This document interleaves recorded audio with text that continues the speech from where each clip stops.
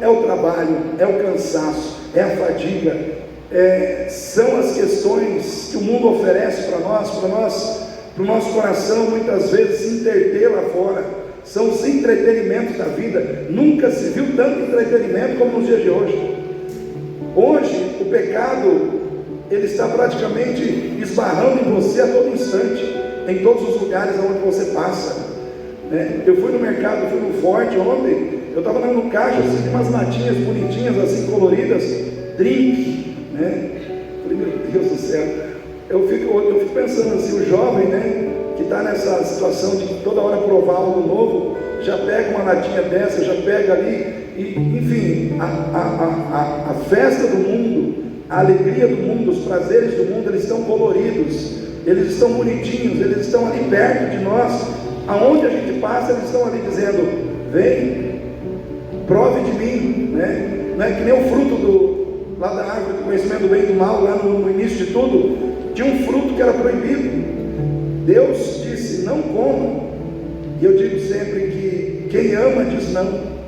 A gente não gosta de um amor que é expressado por alguém que diga não para nós, mas o nosso Deus foi a primeira pessoa que disse não a quem Ele amava. E hoje nós vivemos num mundo onde a gente não pode dizer não. A gente não pode dizer não para os nossos filhos, a gente não pode dizer não para ninguém, porque senão a gente não ama, porque senão a gente não está demonstrando amor, porque senão a gente não está demonstrando afeto. Engano, irmãos. Muitas vezes quem ama tem que ter coragem de dizer não. Não pode, não é para você, não é correto, isso não é de Deus. Às vezes isso está sendo roubado de nós, né? O povo de Deus está ficando muito mundanizado, né? Muito enquadrado com o sistema do mundo, e nós precisamos, irmãos, nos despertar, porque estar numa igreja, cultuar a Deus hoje, com um coração corrompido, você não consegue, porque um coração corrompido não quer buscar a Deus.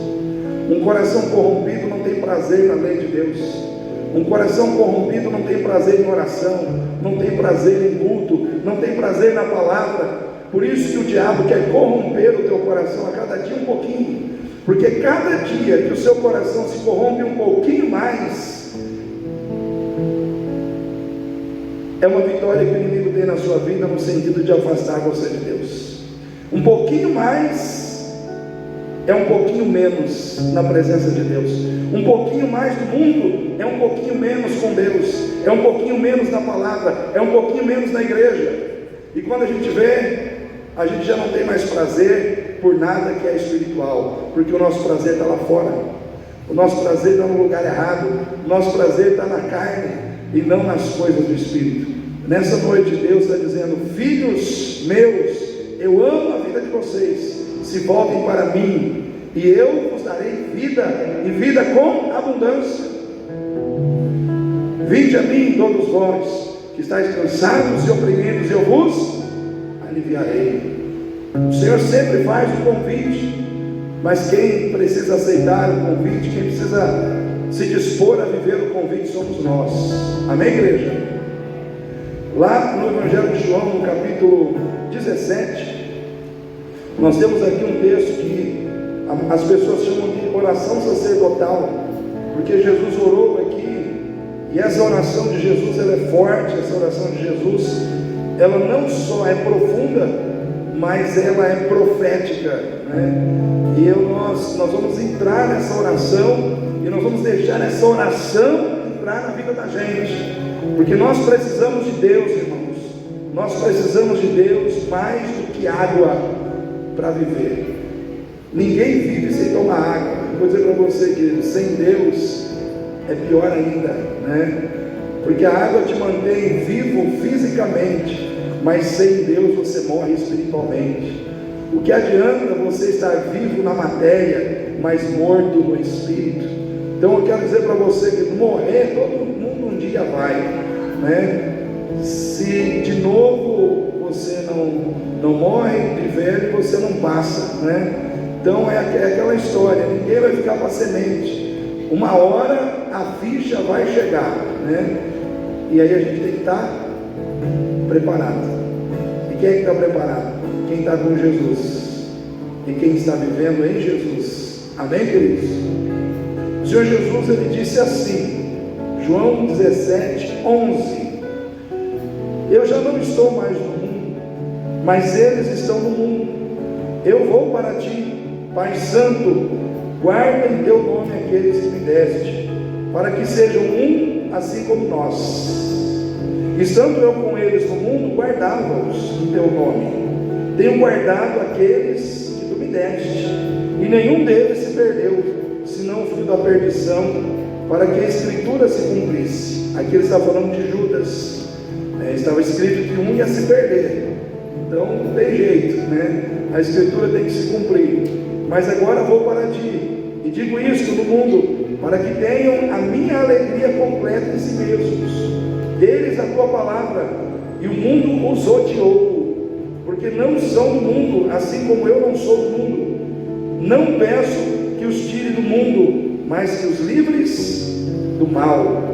Não são do mundo, como eu do mundo não sou. Santifica-os na tua verdade, a tua palavra é a verdade. Assim como tu me enviaste ao mundo, também eu os enviei ao mundo, e por eles me santifico a mim mesmo, para que também eles sejam santificados na verdade.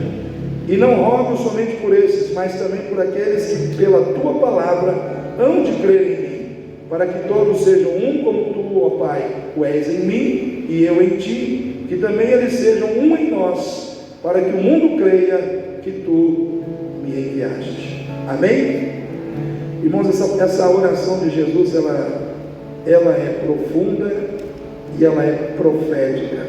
Ela alcançou aquelas pessoas que estavam com ele ali, mas essa oração alcança cada um de nós aqui hoje. Amém? E se tiver igreja daqui 10, 20 anos na terra, essa oração vai alcançar os nossos irmãos lá na frente. Porque Jesus disse algo tremendo: Pai, eu não rogo somente por estes, mas por aqueles que hão de crer em mim. Sabe quem são esses que hão de crer nele? Todos nós que estamos aqui hoje. Amém, igreja? Todos nós que estamos aqui hoje. Eu quero dizer uma coisa para você. Eu e você, como cristãos, precisamos aceitar algumas coisas na nossa vida.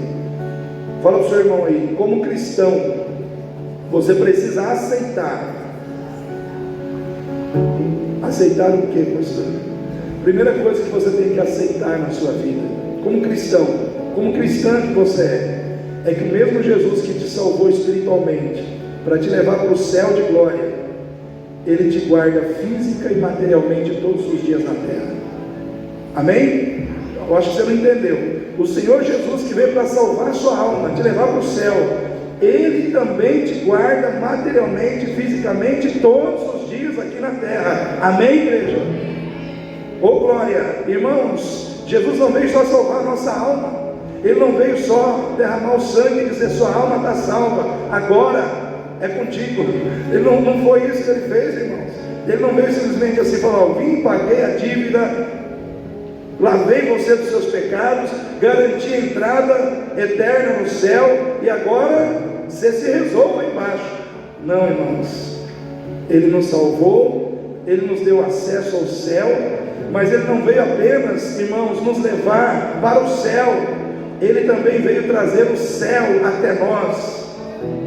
Ele veio trazer o céu sobre as nossas vidas. E nós, não apenas em Cristo temos acesso ao céu, nós em Cristo temos o céu presente na nossa vida aqui na terra hoje. A provisão do céu, a libertação do céu, o livramento que vem do céu, o empoderamento que vem do céu, os valores, as virtudes que vêm do céu, as promessas que vêm do céu, a segurança que vem do céu, a proteção que vem do céu, e está sobre a tua vida hoje. Eu e você temos o céu sobre nós, porque Jesus, Ele não é apenas a porta de entrada para o céu, Ele é a porta de entrada que traz o céu para aqueles que o receberam. Por isso Jesus diz: se alguém disser a você: olha, o reino de Deus está ali, ou o reino de Deus está acolá, não acredite, porque o reino de Deus está dentro de vós. Porque a partir do momento que Ele entrou na nossa vida, o reino dos céus entrou junto, irmãos. O Espírito do céu está em você. A presença do céu é sobre a tua vida. Jesus, ele disse aqui algo muito interessante, né? Ele disse para o Pai o seguinte, aqui no versículo 12: estando eu com eles no mundo, guardava-os em teu nome. Tenho guardado aqueles que tu me deste, e nenhum deles se perdeu. Jesus estava dizendo assim: eu estou com eles, e com aqueles com quem eu estou, eu guardo, eu protejo, eu livro, eu faço o que é necessário que seja feito na vida deles, porque eu estou com eles. Jesus, ele disse: ide por todo mundo e pregai o evangelho a toda criatura, batizando em nome do Pai, do Filho e do Espírito Santo, ensinando a guardar tudo que vos tenho mandado, e eis que estarei convosco todos os dias, todos os dias, todos os dias, todos os dias, até a consumação dos séculos. Todos os dias vai ter luta, todos os dias vai ter desafio, todos os dias vai ter dificuldade para a gente enfrentar, mas todos os dias vai ter Jesus do nosso lado. Todos os dias vai ter a presença de Cristo na nossa vida, porque é promessa dele, irmãos. O mesmo Jesus que garantiu a tua entrada no céu, ele também garante a presença, os valores e as bênçãos do céu na sua vida todos os dias. Irmãos, sabe como é que eu vejo Jesus? Eu vejo assim, irmãos, que da mesma maneira que ele tratou os discípulos que caminharam com ele fisicamente lá no passado, ele trata conosco hoje, que caminhamos espiritualmente com ele hoje. Aí eu me lembro de Pedro, quando Pedro estava lá na beira daquele mar, desacorçoado, desanimado, porque não tinha pescado nada durante a noite. Jesus estava lá. E eu pergunto para os irmãos: Jesus precisava pescar, irmãos? Jesus, ele veio para pescar? Ele não veio, mas porque Pedro precisava pescar, ele ajudou Pedro na pescaria. Sim ou não? E Jesus não precisava pescar, ele não veio para pescar, ele veio para fazer coisas maiores, mas porque um discípulo dele, um escolhido dele, precisava naquele dia pegar peixes, ele estava lá para ajudar aquele discípulo a pegar os seus peixes. Sabe como é que eu vejo Jesus hoje? Da mesma forma na minha vida e na sua. Jesus, viu, Lúcia, ele não precisa vender instrumentos musicais lá na Primorosa, ele não precisa vender violão, guitarra, cubos, né, sonoros, para instrumentos serem tocados. Ele não precisa, mas porque a Lúcia está lá, ele está lá também. Porque a Lúcia está lá vendendo instrumentos musicais, lá está Jesus ajudando ela a vender. Jesus não precisa pintar paredes, né, Carlinhos?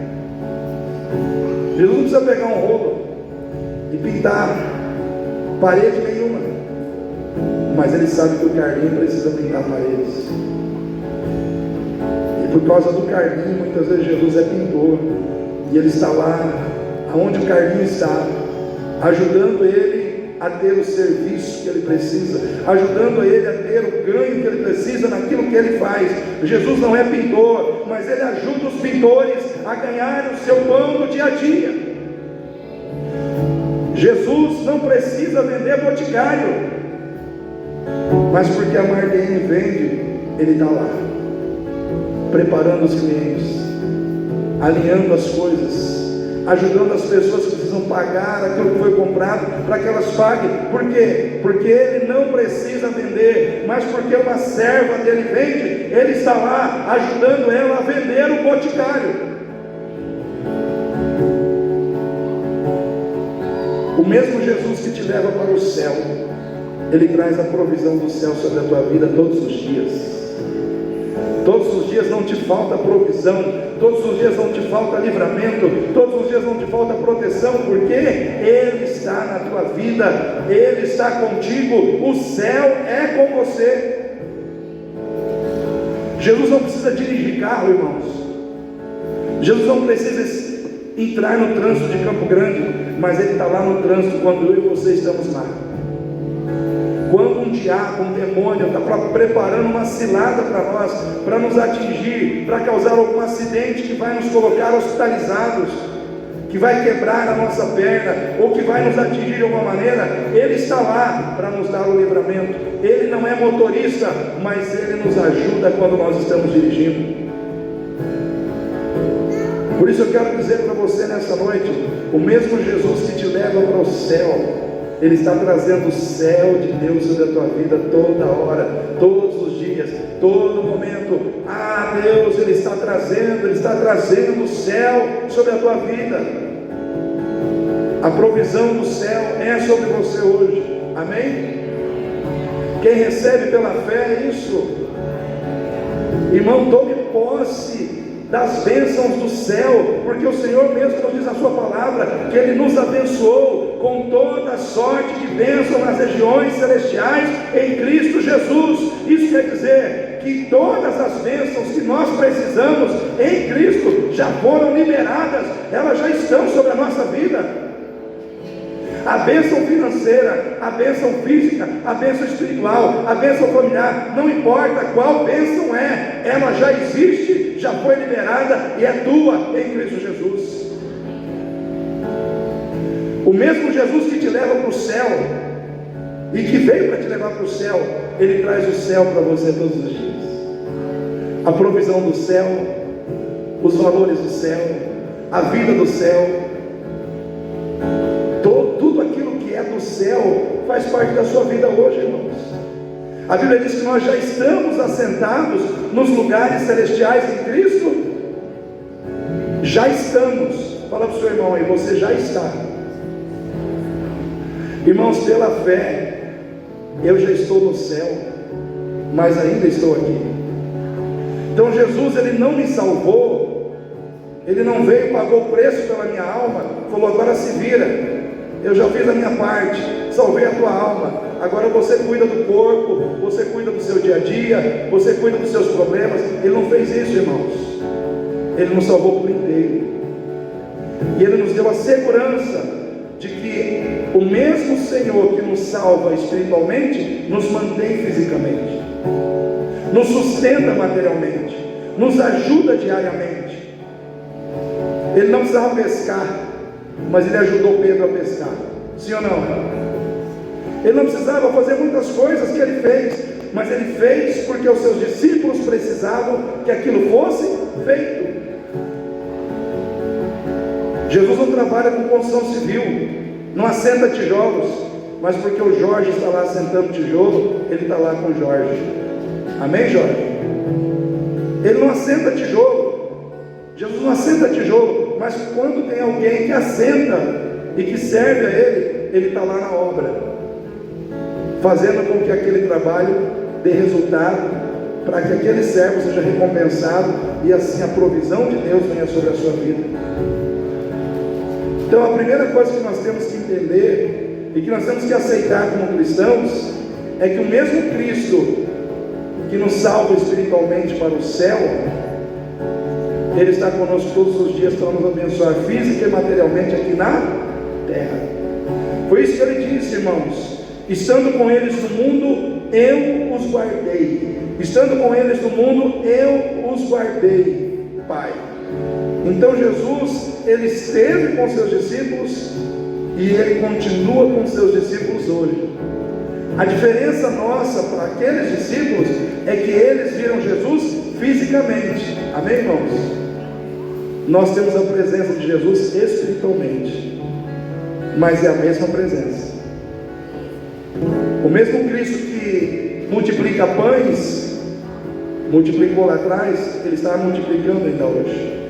O mesmo Jesus, irmãos, que curou no passado, continua curando ainda hoje. Mas é a presença do Espírito Santo em nós. Amém, igreja? Segunda coisa que você tem que aceitar como cristão na sua vida é que, diante de todos os seus problemas, diante de todas as suas lutas, você precisa descansar na certeza de que Jesus já fez uma oração de intercessão por você lá atrás, para que você possa vencer hoje. Amém? Jesus intercedeu por nós, irmãos. Ele disse: Pai, eu não rogo somente por estes, mas por aqueles que hão de crer em mim, por causa da sua palavra. Em outras palavras, Jesus já orou por você. Jesus orou por você. Eu vejo aqui duas situações pelas quais Jesus orou na sua vida. Primeiro, Ele orou para que você tivesse alegria nele. Vamos ver aqui. Aleluia, Jesus.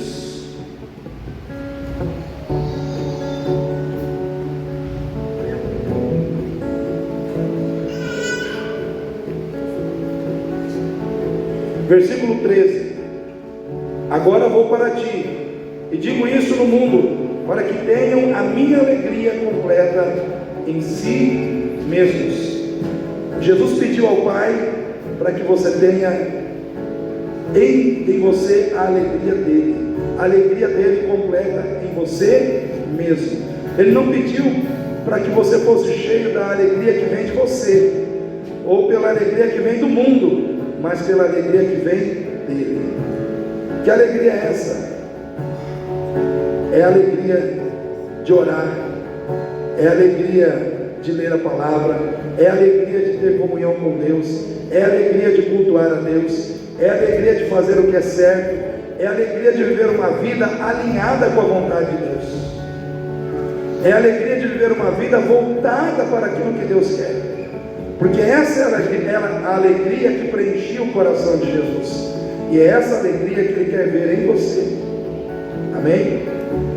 É a alegria que vem de alguém que sente prazer naquilo que Ele sentia prazer.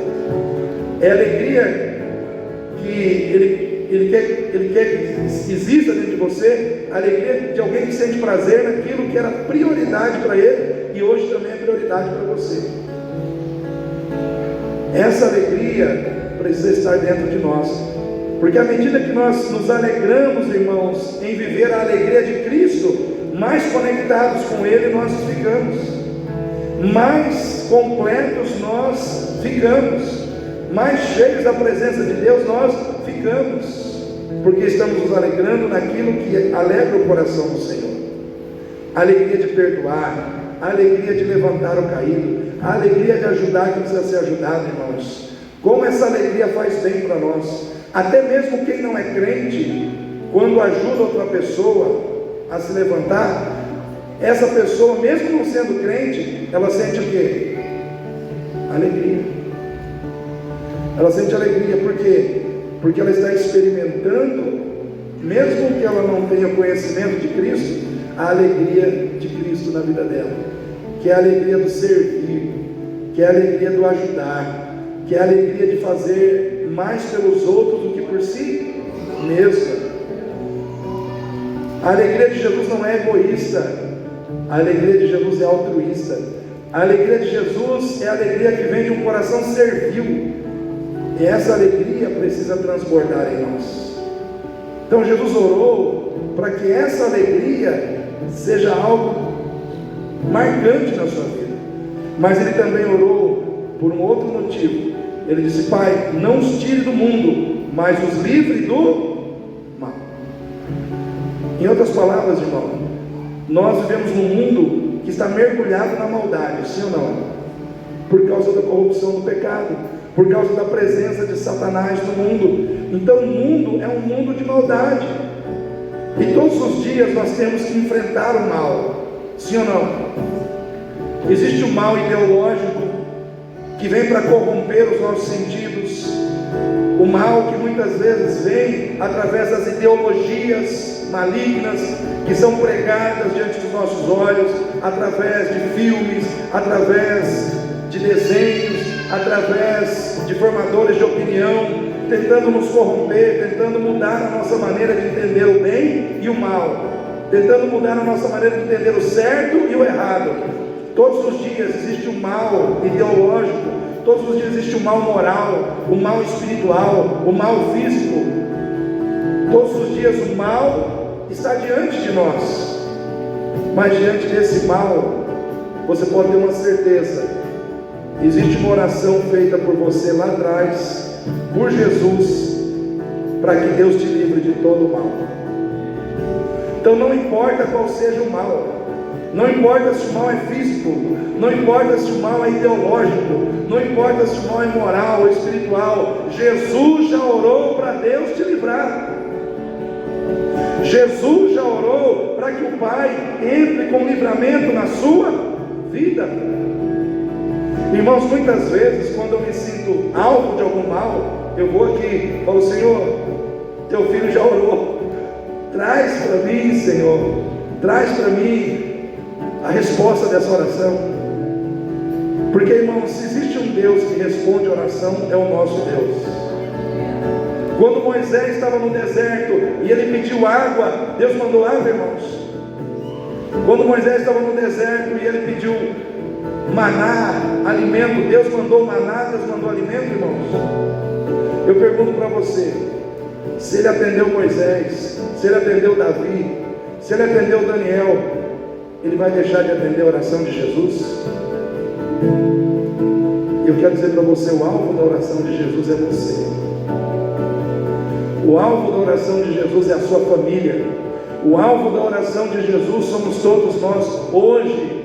E nós temos que crer que aquela oração tem poder para trazer sobre a nossa vida aquilo que nós precisamos.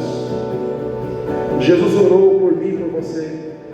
Pai, eu não peço apenas por estes, mas por aqueles que hão de crer em mim, que hão de crer em mim. Daqui 10 anos, se tiver igreja na terra, a igreja vai estar debaixo dessa palavra. Amém? Como nós estamos hoje. Traga para a sua vida essa promessa: Jesus já orou por mim, o mal não vai prevalecer. Amém? Comece a declarar que o mal não vai prevalecer na sua vida, o mal não vai prevalecer na sua casa, o mal não vai prevalecer nos seus caminhos, porque já existe uma oração feita por Jesus em teu favor. Então você precisa aceitar isso no seu coração. Deus já tem te livrado do mal. Amém, irmãos? Terceiro, como cristão, você precisa aceitar que quando você se entrega a Cristo, você conquista o ódio e a perseguição do mundo. Irmãos, quem quer viver com Deus vai ter que entender que não vai poder ser amigo do mundo, porque o mundo não será teu amigo. Se você for amigo de Deus, você será inimigo do mundo. Agora, se você for amigo do mundo, você será inimigo de Deus. Irmãos, tem gente que pensa que a vida é um The Voice. Mas por que um The Voice, pastor? Porque tem gente que pensa que precisa da aprovação dos outros para poder avançar. Porque no The Voice não é assim? Alguém tem que bater a campainha, virar a cadeira para você prosseguir e ir adiante. Eu quero dizer para você: a vida não é um The Voice. Porque não é as pessoas que batem na campainha para a cadeira virar e para você avançar.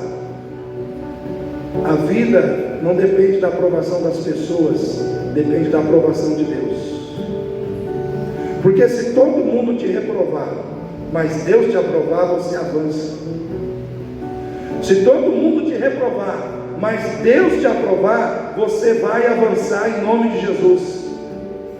Porque quem coordena as cordas da história é o Senhor. Tudo está nas mãos dele.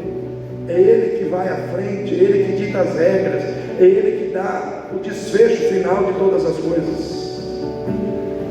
Então eu quero dizer para você, querido, a tua vida não é um The Voice que precisa das pessoas, da aprovação das pessoas para você avançar. Quem tem que te aprovar é o Deus Todo-Poderoso. E nós vivemos numa briga constante com o mundo, porque o mundo quer nos convencer que Deus está errado. Todos os dias o mundo quer convencer para você de que a Bíblia não está certa. de que isso aqui que está aqui não está certo. O mundo quer conquistar sua simpatia, seu coração e tirar você da presença de Deus. Então todos os dias é uma luta para você permanecer aqui, na palavra de Deus. Irmãos, lá em Atos, capítulo 4, versículo 11, os apóstolos dizem aos judeus que Jesus é a pedra angular que eles, os construtores, rejeitaram.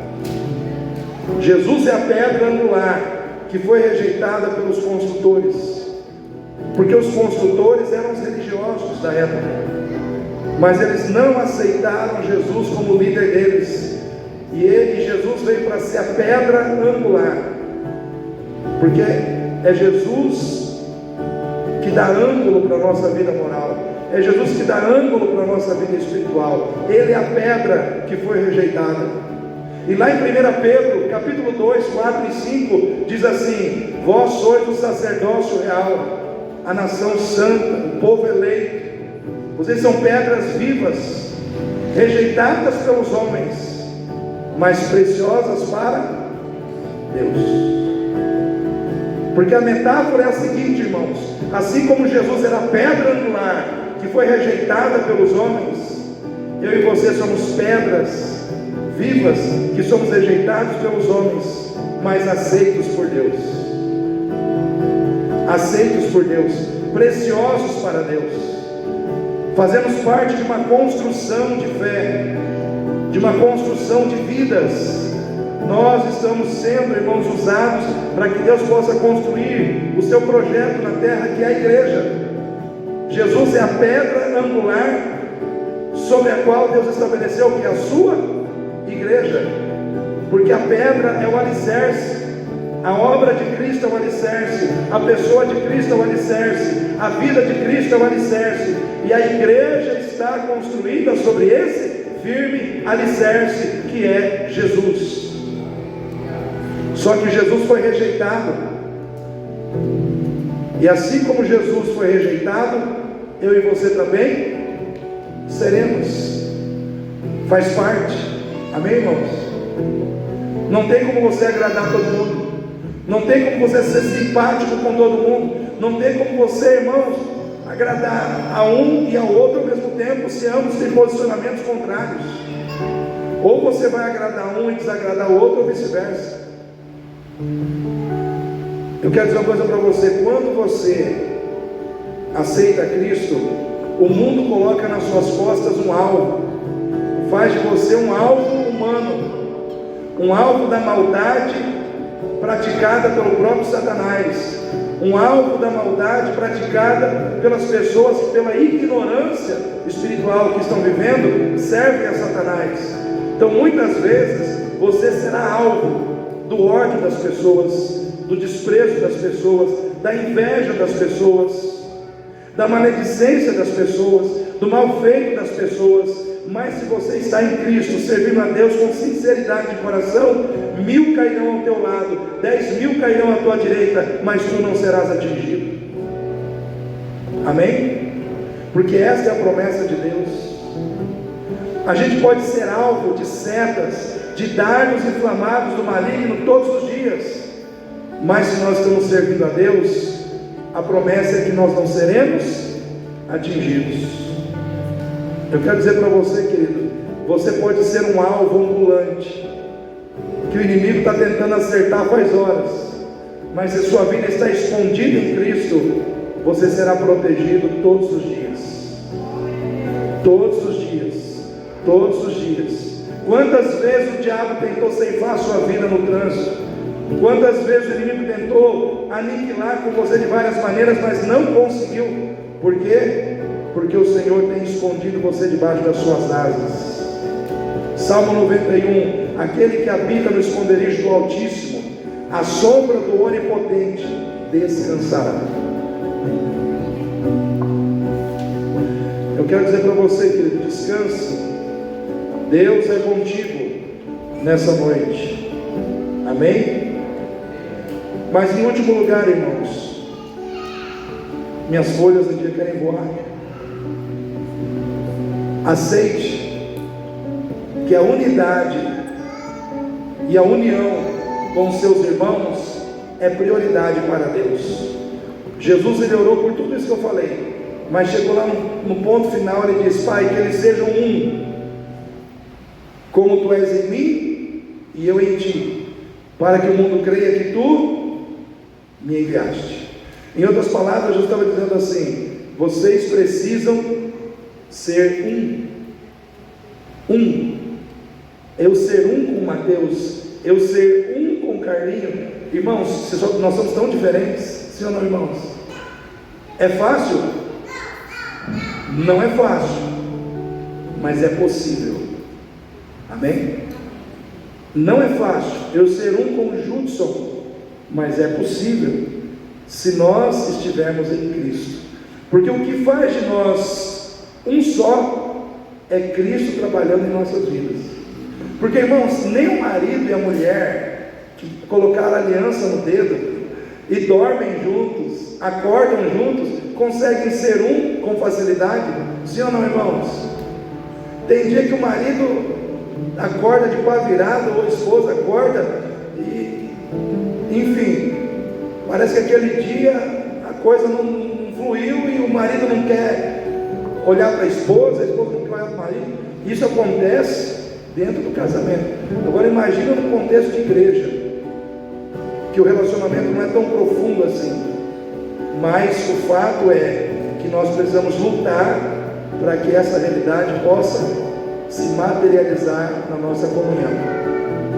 E é interessante, irmãos, que Jesus usa a relação dele com o Pai para determinar como deve ser a nossa relação um com o outro, que eles sejam um, como eu e o Pai somos um. E como é que é essa relação de Jesus com o Pai? É uma relação sem traição. Amém, irmãos? Amém, igreja? O pai trai o filho trai o pai. É uma relação sem traição, é uma relação sem competição, é uma relação sem discórdia, é uma relação sem infidelidade, é uma relação cheia de cumplicidade, de amizade, de honra, de lealdade e de respeito. Como é que deve ser a nossa relação? Desse jeito. Amém? Desse jeito. Nós precisamos ser um, como o Pai e o Filho são um. Pastor, o que vai acontecer se nós formos um? Como o Pai e o Filho são um, o mundo vai crer que Jesus veio para salvar as suas vidas. O mundo vai crer em Jesus, irmãos. Quando nós andarmos em unidade, nós não vamos precisar pregar, a nossa unidade vai pregar por nós. Amém? A nossa unidade vai pregar por nós. É o que a Bíblia diz. O mundo crerá que Jesus foi enviado para salvar, se a igreja viver o propósito de ser um em unidade. Quem recebe essa palavra aí? Então fique em pé.